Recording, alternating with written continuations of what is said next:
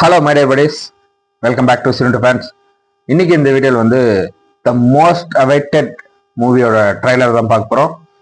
அப்படி என்ன மூவினா காந்தாரா காந்தாரா சாப்டர் 1 அந்த படத்தோட ட்ரைலர் தான் பார்க்க போகிறோம். நம்ம வந்து சினிமா இண்டஸ்ட்ரியில் எல்லா இண்டஸ்ட்ரியிலுமே சீக்வல் பார்த்துருப்போம். சீக்வல்னா பார்ட் 2 இதெல்லாம் எடுப்பாங்க, அது பார்த்துருப்போம். பட் ஆனால் இது வந்து ப்ரீக்வல்னா நம்ம காந்தாரா ஃபர்ஸ்ட் பார்த்தோம்ல, அந்த கதைக்கு முன்னாடி நடக்கக்கூடிய கதை.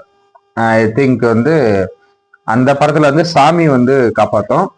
ஆனா இந்த படம் வந்து சாமி தான் ஹீரோ. அந்த கடவுள் இருக்குல்ல, அந்த கடவுளோட வாழ்க்கை அதெல்லாம் பேஸ் பண்ணி இந்த சாப்டர் 1 இருக்கு போகுது.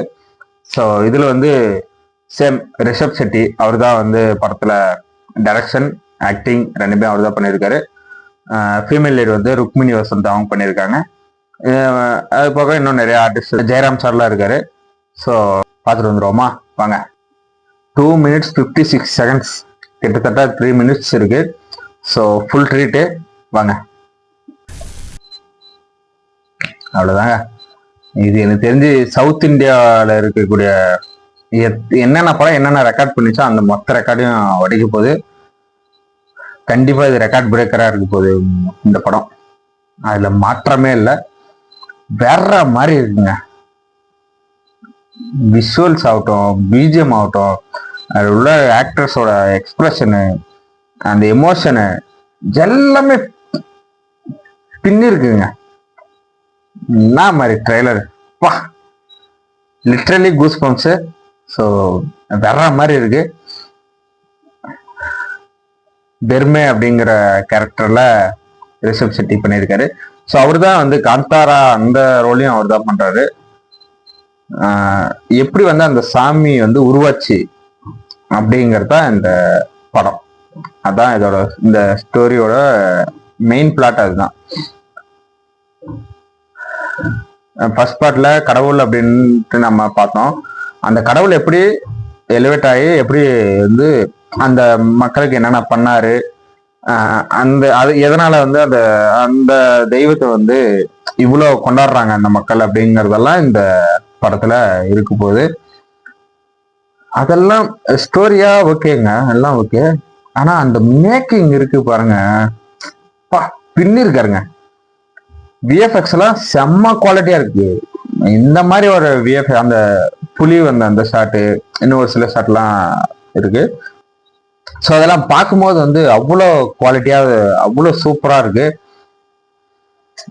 அதுவும் அந்த குழந்தை சென்டர்ல இருந்து இருக்கும்போது வந்து புலி இந்த ரவுண்ட் அடிக்கும்ல, அந்த ஷாட்லாம் வேற லெவல். அந்த ஷாட்ல இருக்கக்கூடிய விஎஃப்எக்ஸா இருக்கட்டும், அந்த லைட்டிங்கு கரெக்டா அந்த குழந்தைக்கு மட்டும்தான் லைட் செட்டிங் இருக்கும்.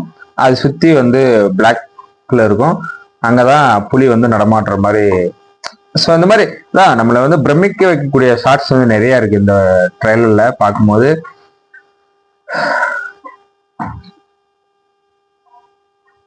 பிளாட் வேற மாதிரி இருக்குங்க. பிஜிஎம் ஒரு பக்கம் வந்து போயிட்டே இருக்கு. ஸ்டார்டிங்ல இருந்தே ஆரம்பிச்சிச்சு. அப்படி ஒரு செம்மையான ஒரு படமா வரப்போகுதுங்க.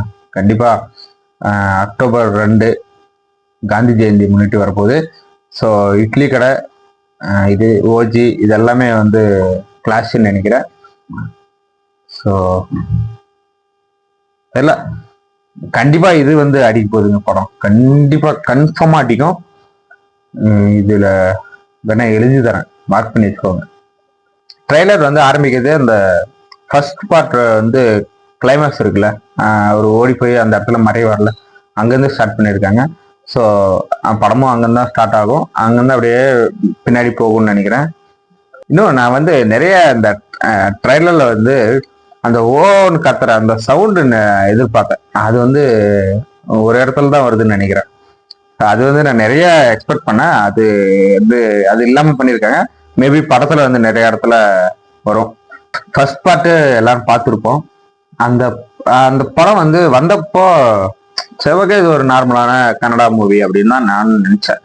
அதுக்கப்புறம் வந்து போய் பார்த்ததுக்கு அப்புறம் அந்த படத்து மேல கிரேஸ் ஏறிச்சுன்னா கொஞ்சம் நஞ்சம் யாரலைங்க. அந்த ரெகுலரா அந்த படம் வந்து தொடர்ந்து அதுக்காக ஓட்டிட்டு வந்ததுக்கு அப்புறம் வந்து டெய்லி பாக்குற மாதிரியான படமா இருந்தது அப்ப அந்த கொஞ்சம் காலகட்டத்துக்கு. அதுவும் வராக ரூபம் அந்த சாங் எல்லாம் வந்து டெய்லி சுப்ரபாதம் மாதிரி காலையில எழுந்ததும் கேட்குற மாதிரி அவ்வளோ ஒரு டிவைன்ஃபுல்லா இருந்தது அந்த பாட்டு. ஸோ இந்த படத்துல பாட்டுங்கள்லாம் எப்படி இருக்க போகுது அப்படிங்கிறத வெயிட் பண்ணி பார்ப்போம். செம்மையான ஒரு படம். அது காந்தாரா ஃபர்ஸ்ட் வந்து அதோட மேக்கிங் வைஸ் சேம் இது மாதிரி தான். மேக்கிங் வைஸ்க்காகவே அந்த படம் வந்து அவ்வளோ குவாலிட்டியா அவ்வளோ சூப்பரா இருந்தது. அது போக ரிஷப் செட்டியோட ஸ்டோரி, ஸ்கிரீன் பிளே இதெல்லாமும் அடிஷ்னல் போனஸா நமக்கு அமைஞ்சது. அது அந்த கிளைமேக்ஸ், அந்த கடைசி ஒரு 25-30 மினிட்ஸ் வந்து கிளைமேக்ஸு, அந்த கிளைமேக்ஸ் முடிச்சுட்டு வெளியே வரணுமா அப்படிங்கிற மாதிரி இருந்தது. உடம்பெல்லாம் புல்லரிச்சு அப்படி உறைஞ்சு போய் உக்காண்டிருந்தேன் தியேட்டர்ல. ஸோ அதான் சொல்ல வரேன். அப்படி ஒரு கிளைமேக்ஸை முடிச்சுட்டு நம்ம வெளியே வரோம். அடுத்த ஒரு கொஞ்ச நாள்ல வந்து காந்தாரா சாப்டர் 1 ரிலீஸ் ஆக போகுது, ப்ரீக்வல் அப்படின்னு சொல்லிட்டு அனௌன்ஸ்மெண்ட் வருது.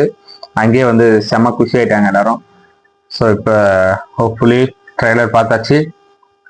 படமும் வந்து இன்னும் ஒரு 10 நாள் தான் இருக்குன்னு நினைக்கிறேன். அவ்வளோதான், படம் ரிலீஸ் ஆக போகுது. பார்ப்போம். தியேட்டரில் பார்க்கறதுக்காக ரொம்ப வெயிட்டிங்கில் இருக்கேன். படம் ரிலீஸ் ஆகிட்டு பார்ப்போம். ஓகே கைஸ், இந்த வீடியோ அவ்வளோதான். இந்த வீடியோ உங்களுக்கு பிடிச்சிருந்தா லைக் பண்ணுங்க, கமெண்ட் பண்ணுங்க, ஷேர் பண்ணுங்க, சப்ஸ்கிரைப் பண்ணுங்க, பெல் ஐக்கான் ஆல்ல வச்சுக்கோங்க. பாய்.